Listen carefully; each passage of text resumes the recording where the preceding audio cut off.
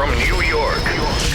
Ebro in the Morning on Hot 97. Ebro in the Morning, beautiful Laura Stiles. You got Rosenberg. What kind of wrestling team? Hitman. Yeah, come on. That's your guy. This is classic Brett. And it's real vintage. These are all, yeah. Now, did you see how he grabbed the fabric? Yeah, I mean, if he wasn't such a G in this field, I'd feel disrespected for him even questioning it. But that's what you do, so That's you what I should. do, yeah. But yeah, So, everything I have is Who you see sitting right here, he goes by the name of T. Mills, Tracey Mills. Give it up for him on the program. I don't really know what he does for a living other than he brought, remember back in the day, Von Dutch hats and all that? Yes. Him. Remember Ed Hardy and all of that, and everybody was wearing that?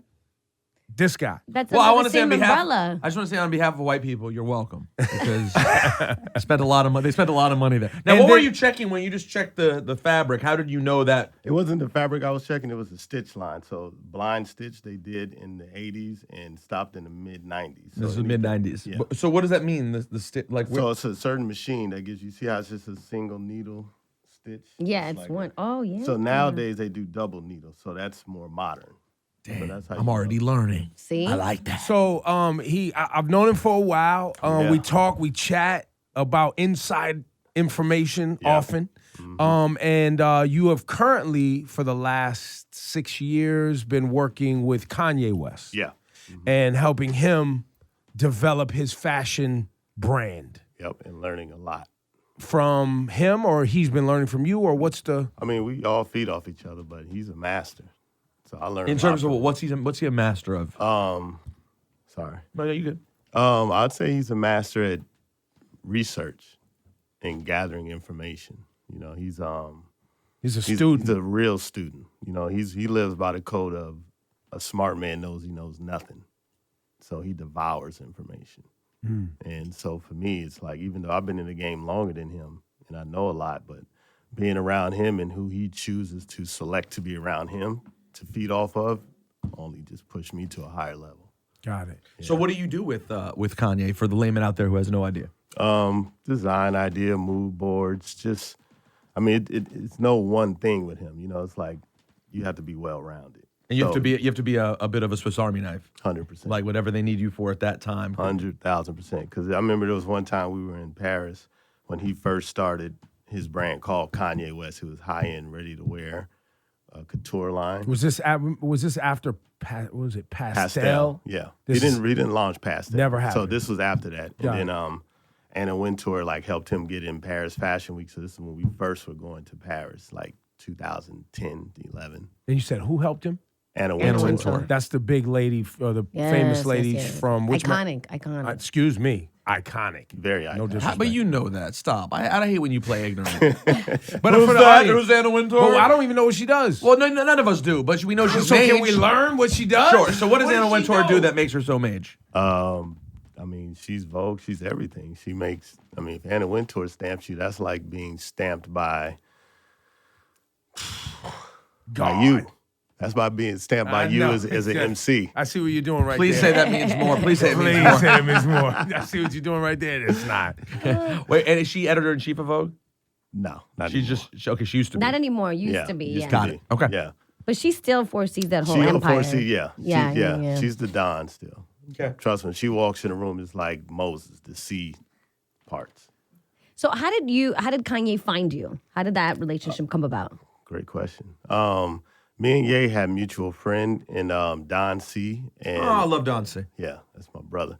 So Don C. and also we had a couple other mutual friends. So when I used to kick it with Don C, whenever he came to LA, he would always tell me about Ye. Like, yo, you and Ye are a lot alike, y'all, da-da-da-da. So when Ye came into LA one day, we hung out and we just like clicked. We were really like the same person in a lot of ways. You and Ye. Yeah. So he was like, "You have to come work for me." No, it wasn't even that out the gate. It was just vibing. It was just Right, chilling. right, you know, right. and then as he learned more about me and what I did, and then he wanted that information, we became closer and closer. And I actually was giving him his first, after Pastel, when I was working at Hardy at the time, I had a deal set up with him and Christian Audigier, who was the owner of Right. Ed Hardy, to do his brand.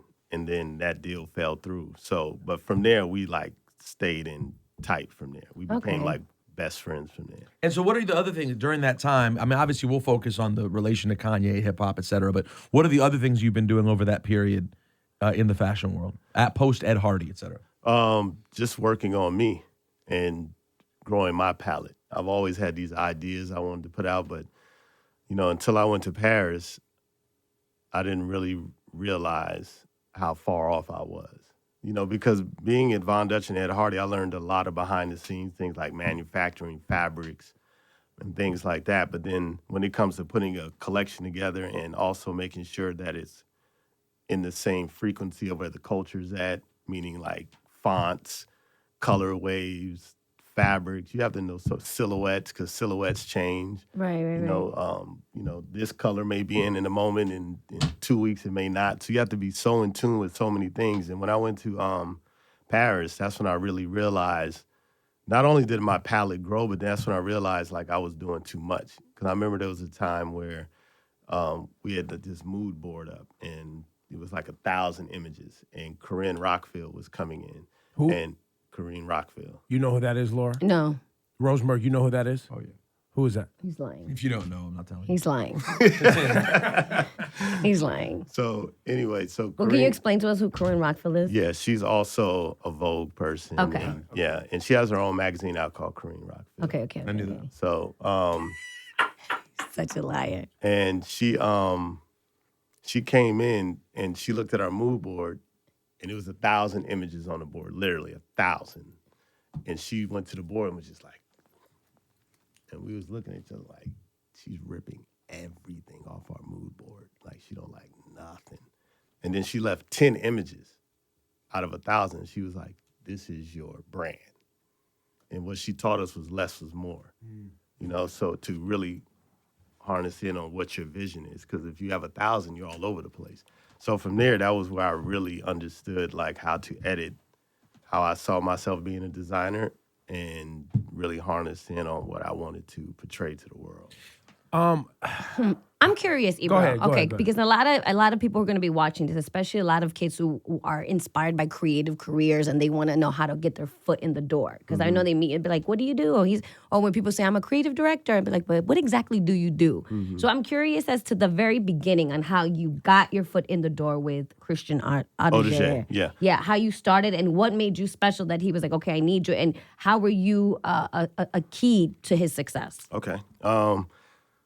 There was when Von Dutch was first started, nobody knew about Von Right, Dutch. it was a because store I on remember it was Melrose. there, and it was mainly like surfers and It was a biker yes, brand. yes, yeah. So nobody bikers. knew about it. And I have someone I call like my uncle who's in the music business. His name is Breon Prescott. I know you know Breon. Yeah. So Breon one day, shout out to Breon. One day Breon came around me and he had on these raw denim and it had a Von Dutch patch on the back of the pants. And I was like, yo, those are hard.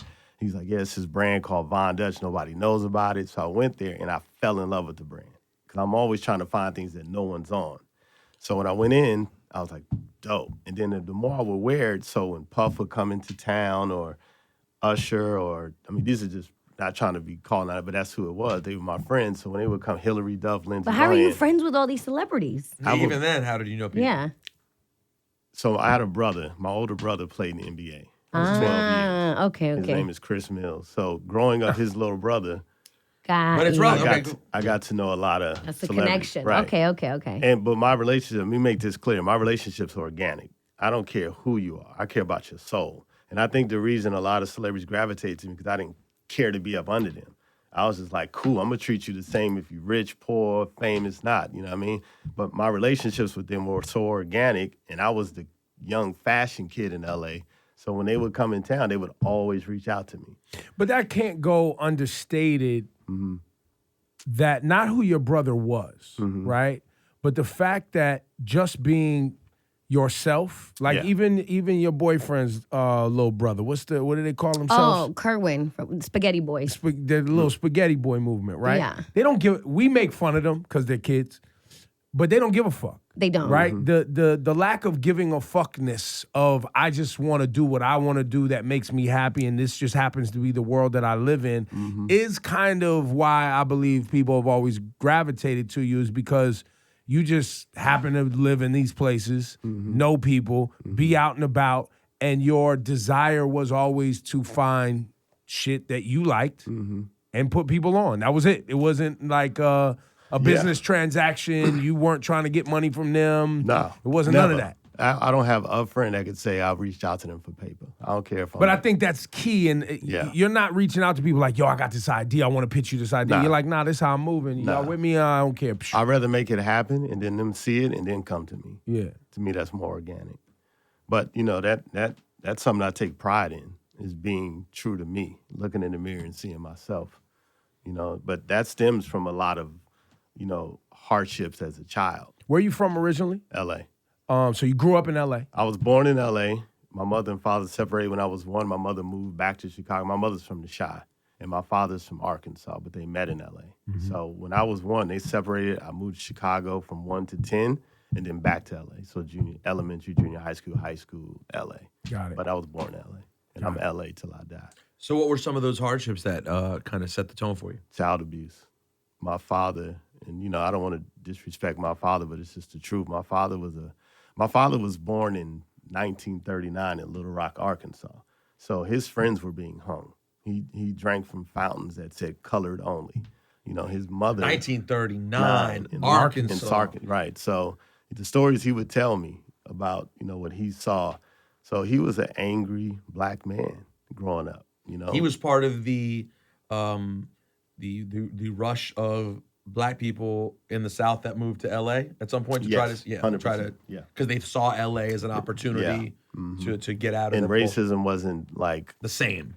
Not even close. So it was still there. Different type. Right. But it's not in. I read when you're in that situation, you rather the covert racism than overt. 100%. Yeah. And now we're kind of in a place where it's like, I just want to know that you're racist, so I ain't gotta fuck with you no more. Well, that's where we at now. Yeah. That's why we got the president. We had. Right. Straight up. But it's things go in cycles, and for a long time it made sense why people would be like, yeah, I'll just go for the covert, thanks. Right. Like as long as I can still get a job. Some I may people not like have that. as good a chance You're not secretly. gonna kill me. But you You're not gonna cannot hang me. Right. You're not gonna beat up my son in the street. For No. Well, they will beat up your son in the street, but it'll be the police doing it, and Not just a mob of angry not neighbors. just a mob. It'll be organization to the way they beat your family Well, members. the cop.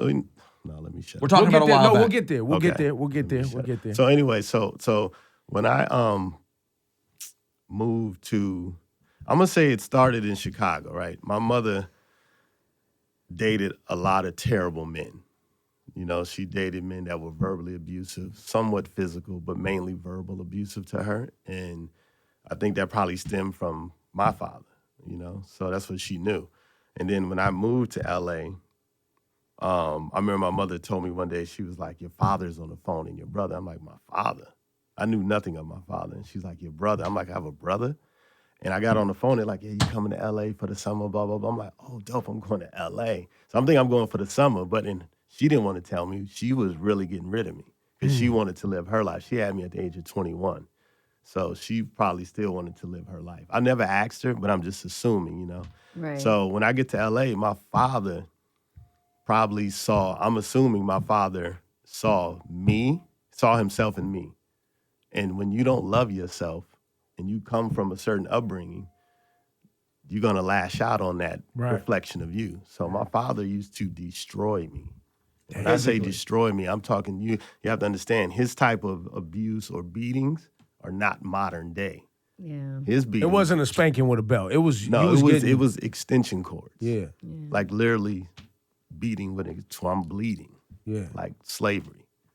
And you know, we talk and laugh a lot of times, and Rosenberg makes fun of us because we'll laugh about the beatings that we got as children, and everybody and black people in the room be like, nah, but you know what I got? Right. I got a TV dropped on my head. They'll be like, nah, you know what I got? My mom used to come off the bed on my head. I know, and it cut to me, and I'm like, He hates it. He hates it when we talk about it. we crack jokes about it, but it is it is the journey of a group of people that came from a culture where beatings were normalized because the slave master beat people, so other people beat people, and just being beaten on was ingrained. how you discipline. and for people who think that's a individual. reach, this is not some sort of like hard to draw conclusion. It is Directly related to slavery. Directly related. How could it not be? I mean, Yeah. there are occasionally, you will meet white people who have beatings in their house, but first of all, 9 times out of 10, there'll be Southern roots in that house too. Agreed. Yes. You know, like I agree. Yes. European roots, like I have, there's not a Not lot of at that. all. It's not a thing. Yeah. And so you're going through this with your dad, and this is your teenage years. This is the age of 10 through 17. And so then what happened? Because I remember part of your story, you were a kid on the street for a long, like you were a street kid too. Well, street kid in what aspect? Like homeless. Yeah. I ran away. I went and checked myself out of school and went to a foster home for a couple years. Checked myself out of my high school, moved to another high school. My counselor then knew I was being abused, but my father was so popular because my brother was who he is. And people were afraid of my father. Was your brother getting beaten too? A little. I mean, I didn't know him much at those times. So when I came to LA, he was already a star. Got it. So when I got to LA, he was, okay. you know, you saw that he was going to be rich. He was like, Does he physically look different than you? yes, he looks more like he looks like my mother in the sense that he's light skinned. He has hazel eyes. He's 6'6". My mother's 6 feet tall, light skinned, hazel eyes. My father's 5'11", dark skinned. So, But I look kind of more like my mother, but he looks like my mom as well. But you have the complexion of your dad. yes, which is probably a big factor there. that played a big And that factor was some in my self-hate in childhood. that too. I mean, that was the Willie Lynch right there. Yeah. When that was my introduction to Willie Lynch. And if y'all don't know who Willie Lynch is who taught slave masters how to keep a slave enslaved for more than 100 years, which he didn't Which know was ageism. Well, he didn't know his idea was beyond that because it transcended into all races now. But so yeah, when I came to LA and saw him and he was getting all the love and he was, Sidebar. Do you think Willie Lynch is a fictional character or a real character I believe it's in real. history? You believe it's I real? believe it's real. Because I believe it's real, but then I've heard stories where people are like, maybe that wasn't the name, but the philosophy was definitely used by slave masters. It was taught to them. Yeah. And I don't think slave And he was masters, a Caribbean slave owner, right? Wasn't he in? I don't know. I don't want to speak on something I don't know. Wait, is the speculation that the Willie Lynch character or whatever is black? No. I've never heard that before. Okay, it was never heard okay. I just thought when you said Caribbean, I thought, do you mean like No, No, owner, meaning the slave owner. plantations owner in the Caribbean. Yeah. Got it. Oh, Okay, okay. okay. Yeah, yeah. That I don't know. Because obviously, I mean, if you don't know, the plantations in the Caribbean had different. Each island had a different, sugar or Coffee tobacco or or- coffee, Right, and then they had makes slave sense. owners there, and then they had mainland slave owners too. Well, it obviously makes sense though that someone was teaching people how to mentally break people down to the point where they were Submissive. submissive, Submissive, safe yeah. to You have can't as just slave. you can't Yeah. just grab a human and say work. Like it doesn't Exact- work no, like and- that. and or I- a horse or a dog or anything. Any living being, you can't just safely be like, oh, you can be in my house and work, and I know you won't. Like that scene Kill in the me. movie, you can't exactly. You could shave my neck, Right. and you're not going to slit my throat. Right. That requires Right. mentally destroying. and I people. don't believe any slave master was that intelligent. Right? don't They believe- figured no. Someone taught it to Someone them. taught Of that to course, them, yeah. Yeah. And so you're in foster care. You've checked out of school, and you're street. You're just trying to figure I'm in out the your streets. path. I checked myself into another high school because I played ball. So I was nice, all American. I was good. But, when you're full of that anger, that shuts down your true passion. My true passion is hoop to this day, So I lived through others. I have friends that play, a lot of my friends playing the NBA, a lot of cats I grew up with. So I lived through that. But at that time, when I was in a foster home, I was still in high school, but yeah, I was in the streets too because a lot of my friends were gangbangers. All my cousins bang, all of them. I didn't have one cousin that didn't bang. And so the only person that didn't do that was my brother. And I have 2 older brothers. They didn't do that as well. They were coaches at the time when I got to LA. And while you were going through all of that, how was your relationship with your brother who was in the NBA? Not that good. Not that good in the sense he didn't want to. He just didn't want to be around him. Got you. So he was never home. Around your dad. Yeah. He didn't want to be around my father. But you guys never had that relationship where you could call Not each as other much, up like, no. I'm going through something. No. I'm going to give you a perfect example of how my brother was with me. He was tough love. When I first got to LA, I was so shy-town, so my mouth was crazy. I'm thinking I'm from the shy. So I get to LA, and we playing ball at this park down the street from where we lived, and one of his homeboys was a big gangbanger, but he was nice at hoop. And I was talking shit to him. And I kept talking shit to him because that's what I knew. And I'm talking about he dusted me off. And my brother let him. Like, just sat there and watched him whoop my ass. And then when it was over, we walked home. He's like, yo, I had to let that happen because you can't do that in L.A. You'll get murked out here quick. So that was like the first lesson he taught me and probably the last because I didn't see him much after that because he didn't want to be home. But then you eventually did get close with your brother. I mean, I'm close to my brother now, but, you know, it took time. Like, I had to get out the house as well. Yeah. You know what I mean? And this was early in your brother's career? Yeah, well, when I got to high school is when he was in college. Where did he go to school? He went to, we were both went to Fairfax High School in LA, and then he went to. Oh, I went there too. Yeah. For real? Yeah. Summer school. Still summer school? Yeah. Why were you in summer school, Laura? I don't know. So, Doing graffiti, doing shit you wasn't supposed to do. so he tearing got up trains and drafted. buses. He got a scholarship out of high school to University of Kentucky. So his first year, him and Sean Kemp were like really best friends. So him and Sean Kemp were going to University of Kentucky out of high school. Sean Kemp's grades wasn't good enough, so he went to junior college out there. So my brother played a year there, and he had to leave Kentucky because at the time back then, players were, I mean, I don't know what they're doing now, but back then they were really getting paid. And so some things went down where we got caught up on some FedEx stuff. And he had to transfer from Kentucky, Where'd he go? Arizona. So Right. That's what I remember. Yeah.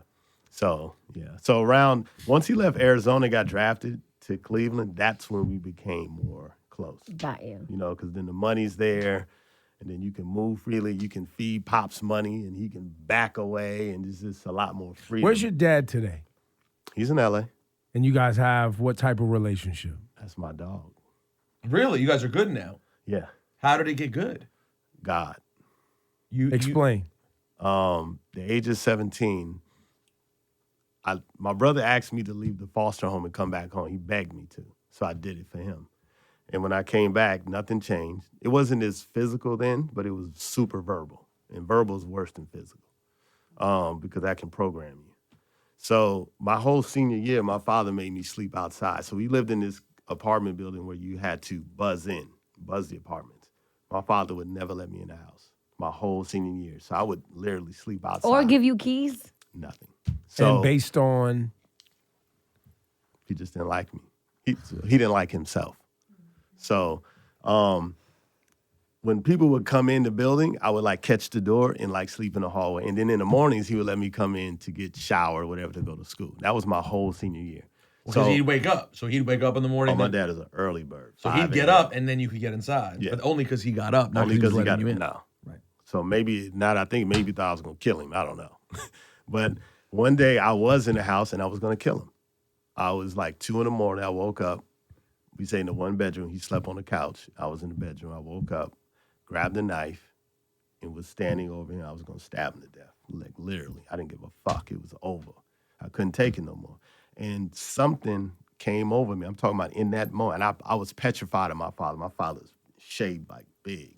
So something came over me. In that moment, I felt like God or something came into I put that knife down. I never feared that man again. He woke up that morning and we got into, he said something to me and he started going on his shit, you piece of shit, you ain't. And I said, man, fuck you, nigga. I'll fuck you up. And he looked in my eyes and saw like, oh, this nigga ain't playing. And he was like, get out. But if I would have ever said anything like that before, he would have destroyed me. But he saw in my eyes it was over. The fear is gone. And that was the beginning of me rehabilitating myself. And I never came back, never from the age of 17, I've been on my own. So I want to stop right there because I think it's important because we all know abuse still happens. Right. Very frequently. And people are dealing with it a lot of wrong ways, self-medication, and am I saying that right? Like No, when you're people right. are just It's getting true, high. yeah. I think a lot of these kids out here taking these That's pills a on lot. lean and doing Yeah. all this stuff That's is this to generation. avoid abuse or damage in some way, shape, or form that's happened to them, emotions that they're not capable of dealing with and don't know how to cope. You said rehabilitating yourself. I'm sure that was a lengthy process, right? Yeah, it took me about 7 years. What did you do? Man, from the age of 17, I'd say to about the age of 25, I had to learn to, it was like, I had to learn to love myself. I didn't love myself at all. But how did you know that's what you needed? You know what, man? Honestly, Ebro, when you're abused, you spend a lot of time with yourself, mentally, everything. You don't want people around you. You just want to be to yourself because you don't love yourself. So you feel like people look at you a certain way, blah, blah, blah. So for me, spending all that time with myself, I talk to myself a lot, and just ask, just break myself down. And in the process of when I took that power back from my father, I reflected back on all the things that I didn't get to do and the things I would say about myself. And I looked in the mirror, like I didn't like my skin complexion. I wanted to be light skinned like my brother because I felt like he was good looking, hazel eyes, women loved him. I didn't know how to talk to girls because I never thought I was attractive. So for me, looking back, I wanted to change all these things. You know what I mean? So at the age of 17, I just started to figure out, like, what do I want to do with myself? Do I want to be dead or in jail like my father said? Or do I want to be something? And I wanted to be something. I just wanted to be something. And from there, I had to just organically reprogram myself. The music I listened to. What were you listening to, and then how did you change? What did you start listening to? Well, I wouldn't say I necessarily reprogrammed the music I listened to because I was blessed to grow up around great music. My father and mother Commodores, Earth, Wind, and Fire. I grew up on great music. But when you're at that age, you're not listening to the lyrics. So at the time when I wanted to reprogram myself, I went back to these things that were nostalgic, and I listened. And I started to hear the lyrics and really understand, like, self-love, self-worth. And then I just tried to implement that into me. But it took me a long time, you're conditioned. You're conditioned to hate yourself. The people that birthed you made you feel like you were less than nothing. I had a mother who sent me away and I saw her once since then. Have you seen her recently? Since she sent me away at 10, I've seen her 3 times to date. And there's no interest on your behalf or her behalf? I speak to her here and there. I love my mother to death. To death. Never questioned So how come her. you don't go see her more? Honestly, man, I always feel like my mother, I feel like she needs to step up to the plate. I talk to God. Maybe she's not capable. I don't believe that. I don't believe that. She's God's child. She's very capable. Are you kidding me? Well, I mean, I say that in the sense of, like, maybe she hasn't done the self discovery and think the work that you've done to make yourself. Maybe she hasn't done it. And sometimes we expect our parents to be better than we are because they're our parents. Like, right. You birthed me. How come you don't get this? Can I just step out there and say that in this case, that is clearly not the case. Right. With both of your parents. No disrespect. Which says to me that it's going to take. Yeah, but for what? Let me just argue the other point. Because he said he loved his mom to death. So, but he loves her. He's at peace with it. Why does he need to go spend more time with her?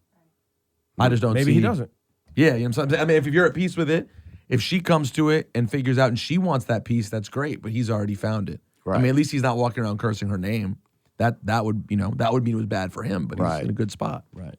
I like that. I agree with that, brother. Well, thank you. Yeah. I mean, listen, my mom's great. I agree. I just imagine if my mom didn't want to be around me. I understand your perspective 1,000%, and you're not wrong. No, I was for just that. asking. No, but you're not wrong for that either. Yeah. You know what I mean? But I think he nailed it. But I'm very open to my mother. Whenever she calls me, I treat her like we speak every day, because I never want her to feel any type of bad frequency from me. So it's love, and I try to catch her up in my life. So I do give her that door, like, Ma, I love you. I tell her I love you. I said, this is where I'm at. This is what I'm doing, da-da-da. So the door is open. If she wants to continue to talk to me, she can continue to reach out. But as part of your rehabilitation, did you ever talk to her honestly on how you felt? No. So never? Never with her or my father, because I came to the conclusion that we know when we do wrong, and we check ourselves. Everybody. If I walk out of here and I disrespect this brother, and in the moment my pride is in the way, but when I go home, I know what I did. So for me, I know there's nothing I can say to my mother or father that they don't already know, or that they probably haven't already beat themselves up about. Because when you abuse someone and then you see them grow up into something and you say, wow, that's my kid and I used to do that. Look what that child's become. I'm sure they beat themselves up enough. I don't want to come behind that. I'd rather just let the weight go and just show them love. I agree. I got some aunts that think that the way that they beat on us made us great. Right? And so they don't beat themselves up about it. Right. They're like, you know why you doing this? Because your daddy used to do X, Y, Z and wasn't going to have it when you did blah, blah, blah. And that's why you able to stand up strong and be the man you are today because, motherfuckers made sure they broke your back when you got out of line. I tell you what, if I could relive my life, I wouldn't change it. I go through the same abuse. But that not because it's right, but because it made me the man I am today. Because you love who you are. I say the same thing about the shit I went through too. Yeah. But I also have had the conversations to make sure that people know how they made me feel, right? Whether it was my dad or my mom. And I do, look, I'm not perfect. Nobody in here is. Nobody watching close. this is. Yeah. We all need help. We all need therapy. But I believe in communication, not assumptions. And to assume that people know they did you wrong, sometimes they are not. They not woke. You know what I mean? They just ain't woke. Well, like I mean, you would could hope. make the argument that that if either of your parents knew it, that the idea that they wouldn't express it at some point, even to benefit themselves, like selfishly, if your mom realized what she did, you think selfishly she'd be like, "I just want to tell you I'm sorry," to unburden herself. And maybe she does know, and her ego or your parents' ego is too big. But maybe it's embarrassment. Exactly. It's and, also- and in it that could be case, that's that. not on him. In that case, it's that's not not on your someone response. else to Yeah, come help that's you facts. with your bullshit. He's already done enough, in my opinion. All right, we got to get to some other pieces of this puzzle because it's a tremendous story of now, perseverance. right? And now you are one of the people that's seen, in especially hip hop fashion and music and culture, as a go-to. To after your journey, you are the guy that people turn to make their shit look, sound right. Yes. You're that guy to be in tune with, as you call it, frequencies. Because I've heard you use that I word love a lot. that word. Yeah, because to me, the true language of the universe is vibrations, frequency, and energy. That's the true communication. It's not what comes out your mouth.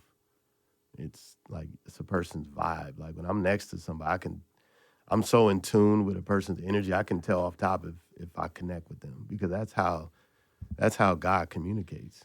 That's how we communicate in the world. We're so caught up in this sound.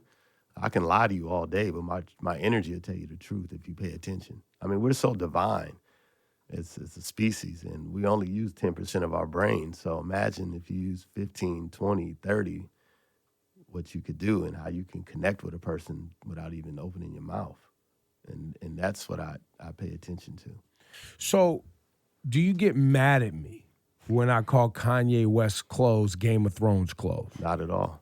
Because you definitely hit me with a few LOLs when I say Game of Yeah, Thrones because you're funny. but listen, I fuck with you though, bro. You're a good soul. You know what I mean? You come from a genuine place. You know what I mean? And I'm actually a big fan of both of y'all because I listen to y'all a lot. Oh, thanks. Oh, you You know do? what I mean? Really. I think every one of y'all are super articulate, and I think you have great perspectives. And listen, I don't agree with everything you say, but at the end of the day, I can tell y'all are beautiful spirits.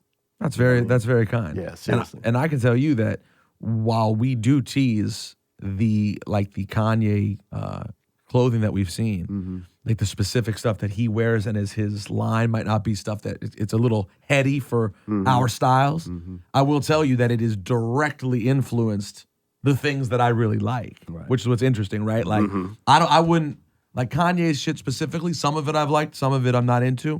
But like as you guys know, but my favorite jacket, the wide open jacket, long with the zips, everything that and like fashion sweats. Fashion I sweats. love that's all I Yeah. wear. Like Yeah. that's all. So like Yeah. I might have not liked the shit he did specifically, and I kind of will mock Kanye because sometimes when he's not, you guys may be very similar, but his ability to deliver the message is not as clear as yours. So sometimes I'm like, Kanye, I don't know what you're saying. But then ultimately I'm like, but I do like how that came. I was not fucking with the Yeezys, and now I love the boots. Yeah, but you'll find it's whatever funny you version say works that. for you. I'm sorry, I didn't mean to cut you off. I apologize. It's okay. She's used to men cutting her off nonstop. It's funny you say that though, because I love you, Ye. But it's funny because to me, when I talk to Ye, most of our conversations used to be fashion. now it's rarely fashion, and it's about our souls and how we can affect the world. And I think what people misunderstand about him is his true love for others. Like, he really cares about the planet and the next generation, and giving them a platform and just pushing them forward. And I tell him, because, excuse me, my favorite MC, my favorite rapper, I don't like the word MC for me. I'm not into I'm into just the rapper word. But my favorite rapper, because it's a package for me, is Tupac. And it's not because it's not about his lyrical ability. It's about the message and how he delivers the message. And when you have a platform, you have a duty to do right by those who are listening. That's why God gave you that platform. And I tell Ye, you're so much like Pac, but not like Pac. But he has the same love like Pac does. But the difference is Pac was trained to speak to the masses. And I tell Ye, and I'm saying this from my soul because I truly believe that he can affect the world more than he knows. And I tell Ye, Well, he already has. no, but in many ways. But there's another level that he can go to. You know, Like and the door is open. the door's open. Right. I mean, he's that famous. No He has one that much- has the culture of the youth like him. No one has. He has them at attention. at all times, which is Right. crazy too Right. when you think about the fact that the youth generally only respects people up to the age of like fucking 26, and Real then they're talk. finished with And you. it's a wrap. Except Kanye is now a 40-year-old man Yeah, he's who turning still 40. Yeah. who still has And literally changed Adidas' bottom line. Oh my goodness. Single-handedly. He's Right? resurrected. Like- I mean, he ain't even resurrected. He took them to a level they never thought they'd be. not And, again. and then changed the way people dress. Yeah. So, but what- Travis so- cut. I mean, musically, every music that's coming out is Baby Ye, from Drake all the way. yeah, Everybody. yeah. He planted right? a lot of seeds.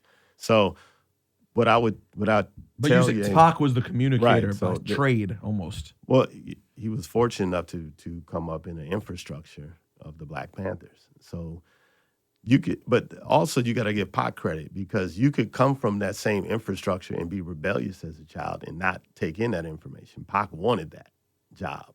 He wanted that information. But what I'm getting to is that I tell Ye, the difference between you and Tupac is word choice. So I could sit here and say something to you, and Ebro could say the same thing, and Ebro's penetrates and mine doesn't. If the difference is when Tupac speaks, he says us, we, community. So that puts everyone involved. It doesn't separate him. Kanye will say I, me, Kanye. But it's not because he's being selfish. He just likes to put himself out there and take the shots. But the world don't understand that. So I tell him, if you just change those key words, then it's like you're involving everybody that you actually care about, and it'll penetrate Right. more.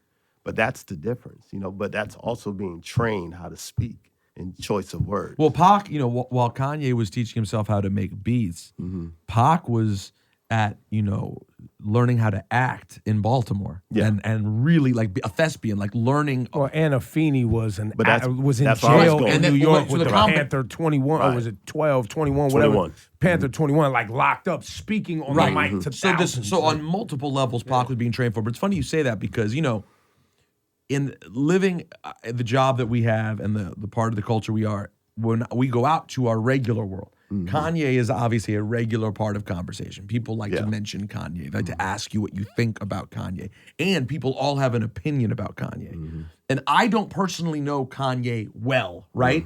We've had many interactions, some of which good, some of which I did not necessarily enjoy.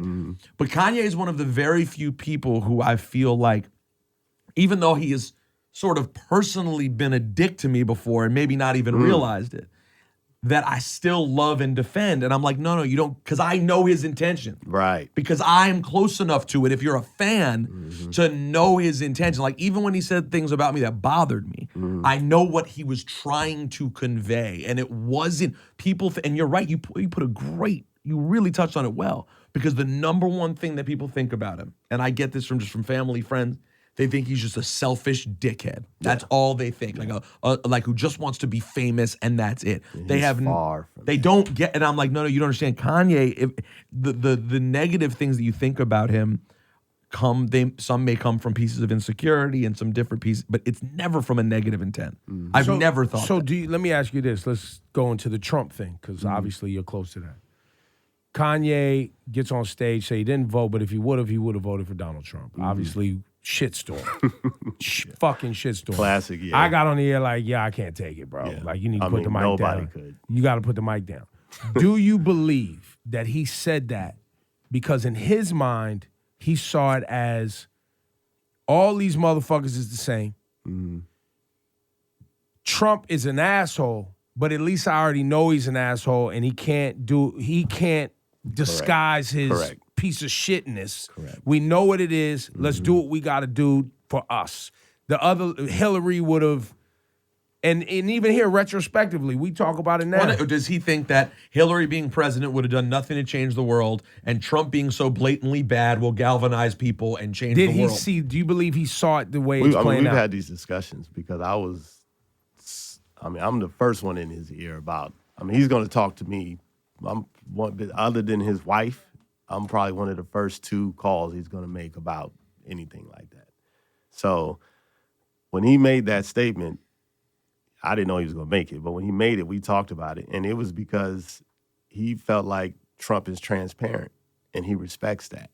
And over here, these candidates are, you don't know what they're about because they're not transparent. And at least I know. So if I know you're coming straight and going to make a right and a left, I can maneuver around that. And he respected that about him. That's why he said I would vote, because I know where this man is coming from. And I know how I can play I may not like it. I may not like it. I may not agree with a lot, but I know I can maneuver within your. But you're talking about poor communication. That was not delivered that way at all. But again, it sounded this like a rousing fucking But endorsement. this is classic Ye, because he speaks from his heart, but there's no filter. And Which can be a beautiful thing when can you're be- making a record. It's a gift and a curse. You know what I mean? It's a gift and a curse. And I think for me, his evolution is that. You know what I mean? It's just learning to. And I hated the meeting. Ugh. Oh yeah. the meeting. Dog and pony show in the lobby with the cameras and the whole shit. Well, here's the thing. He knew he was going to have to do that. But his intention going in there was what he cared most about. And he wanted to he wanted to talk to Trump about what's cracking in the Chi and what's going on with these killings and the police and, rebuilding schools and new books and updated information for the kids. So for him, I'll take this picture and it may be a crazy look to the masses, but I don't care about that. I care about the bottom line. And for me, I was with that. Because, it showed, though, a lot. I find a lot of people's conversations about, like, what they plan to do with their meeting with Trump. Mm-hmm. And it's funny because Kanye's a genius who understands many things. It shows a complete fundamental lack of understanding of politics. Mm-hmm. Like, as if a meeting with Trump can in any way impact what happens in Chicago schools. Like, we're so many levels away. Mm-hmm. Like, Chance is doing what can impact Chicago schools. Mm-hmm. But by the way, Chance grew up in politics.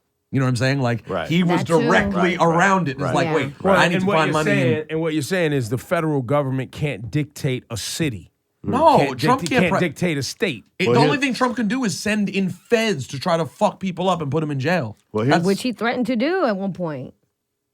Well, I think for me, it's like the culture needs to be way more educated on politics in the sense of we're programmed to only pay attention to the president, right? It's horrible. And the It's president is nothing but a puppet.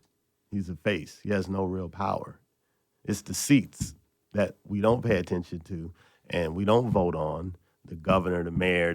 We don't vote on these Congressmen, things. Congress. We don't State vote on that. senators, assemblymen. Senators, right? oof. So judges, we don't vote on none of that. Prosecutors, right? So we checking don't, just judges. Like, all right. So they bamboozle us by keeping us over here while all this slips by, and that's where the problem lies. Because then, if we did know, we don't need to meet with you, Trump. We need to go meet with blah blah blah over here. But we're miseducated, right? And Kanye needs to meet with Rahm Emanuel because he been in there fucking up. Is he still the mayor? I think so. Emanuel's not gone, right? Chicago. Rahm Emanuel, he's the one in there fucking up and dealing with that police corruption, police unions, and all of that shit because people don't even understand the power of unions. Well, you know what police are created for anyway. You know the origin. Of course, yeah. That's the overseer. Yeah, exactly. Yeah, we know that. Right.